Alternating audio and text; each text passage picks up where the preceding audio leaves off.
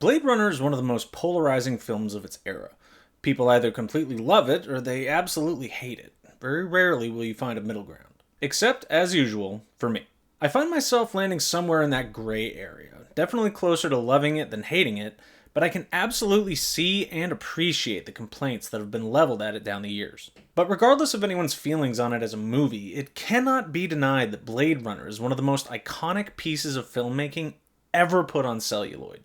It has influenced not only the cyberpunk genre, but science fiction as a whole, noir storytelling, and arguably how writers and directors make their films. Full stop. So thanks for coming back for part 2 of my series on the cyberpunk genre, and the movies that both influenced and were influenced by it.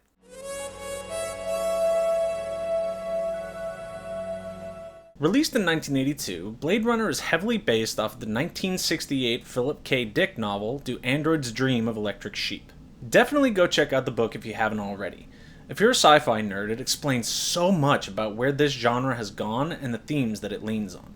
Anyway, Blade Runner became an instant classic due to its inspired visuals and world building, along with the hard-boiled detective story at its center, drenched in the trappings of noir.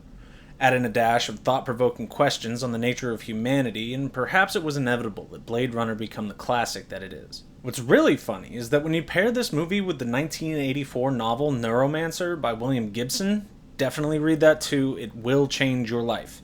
You basically have the original blueprint for how writers, artists, and filmmakers have been interpreting the cyberpunk genre for almost half a century. I'm serious, it's wild how closely everyone adheres to the tenets set down by these two pieces of media.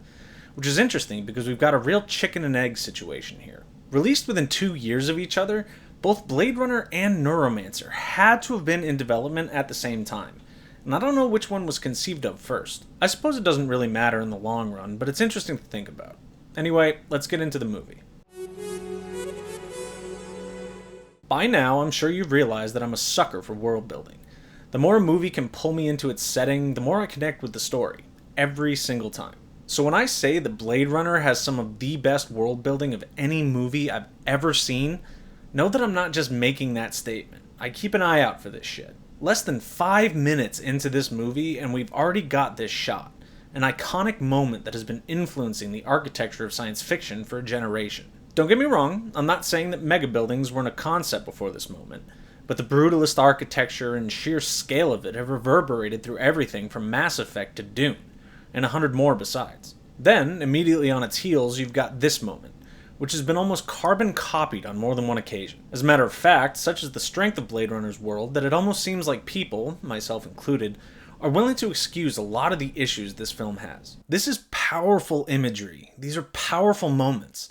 Moments that have influenced actors and directors and editors for a generation. But what they seem to forget is that that's all these are. Moments in time. For every one of these,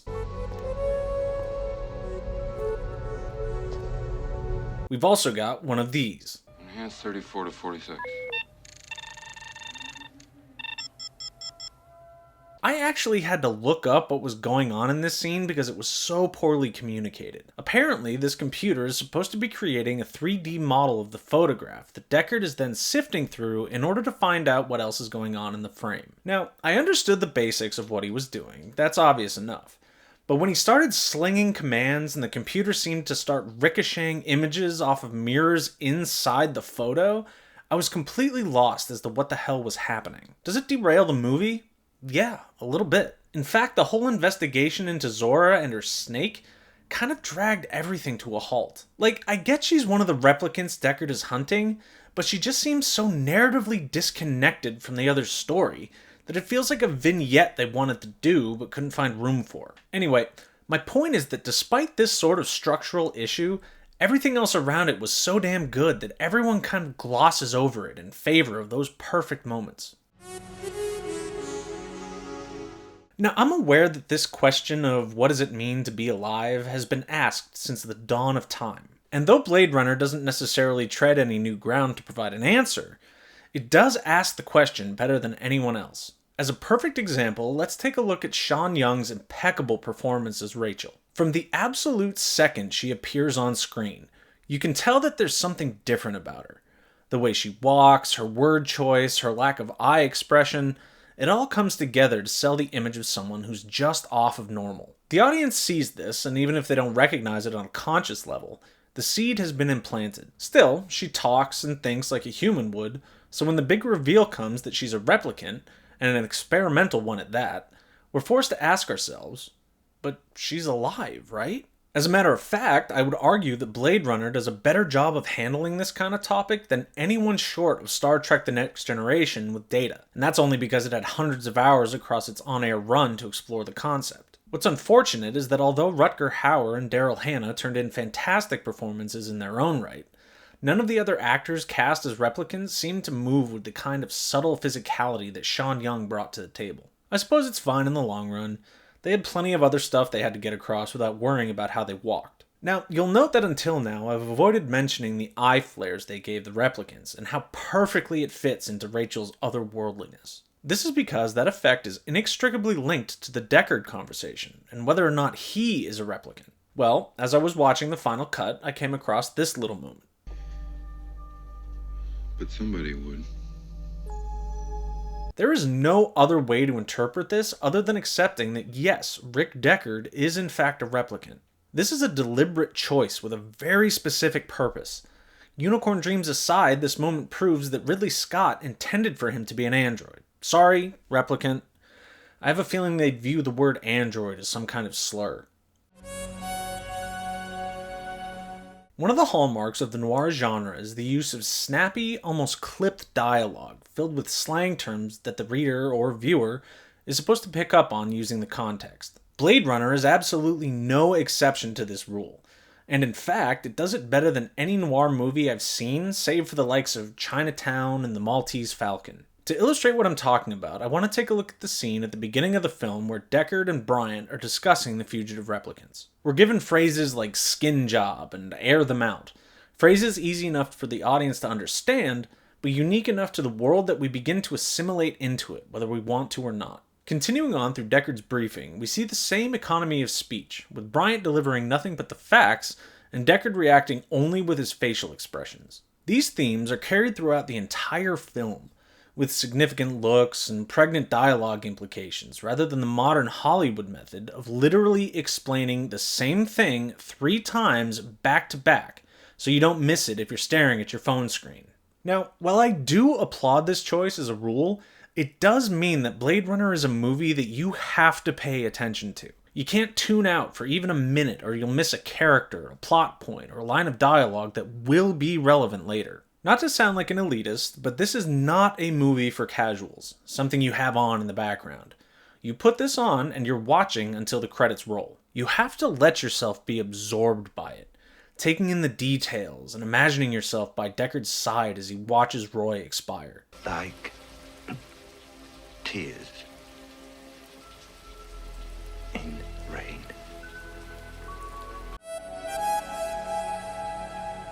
I've got a couple other points that I'd like to make, but didn't really have room for them in the other sections, so I'm just going to dump my purse out here. First up, I completely agree with Sean Young about the love scene between Deckard and Rachel. This was assault, and I'm not really sure why it's here. Issues with the actors aside, it doesn't seem like Deckard even likes Rachel, and even if he did, the sequence didn't need to go down like this.